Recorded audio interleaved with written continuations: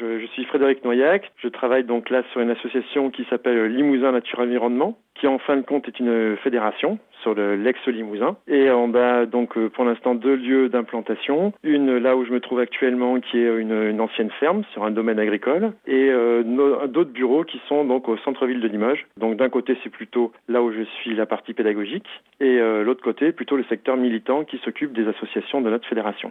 Alors les objectifs de l'association, donc c'est l'étude de la protection de la nature. Donc on est le pendant donc de France Nature Environnement, qui est notre fédération nationale. Et donc là en Limousin, nous c'est fédérer les associations qui s'intéressent à la nature, à l'environnement. Et donc il y en a une cinquantaine donc d'associations qui font partie de notre fédération. Et en même temps qu'on s'occupe du réseau d'associations, on fait de l'éducation à l'environnement. Donc moi c'est plus principalement mon métier.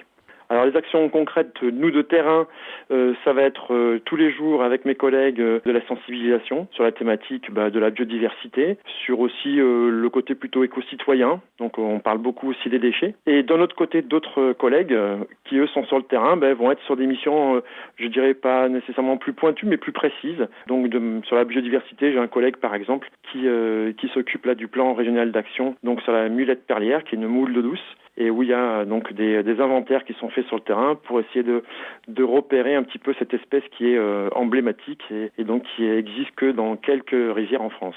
C'est un peu notre objectif de faire marcher des réseaux. Donc du coup, on travaille avec beaucoup d'associations qui touchent un petit peu tous les territoires. On travaille avec des parcs naturels régionaux. On travaille aussi avec des offices de tourisme, plus sur le côté culturel. On va travailler aussi à des moments avec des établissements, les maisons de retraite, des IME qui s'occupent des handicapés. En fin de compte, tous ceux qui à la fois nous sollicitent et suivant les projets qui peuvent être intéressés ou partie prenante d'un projet.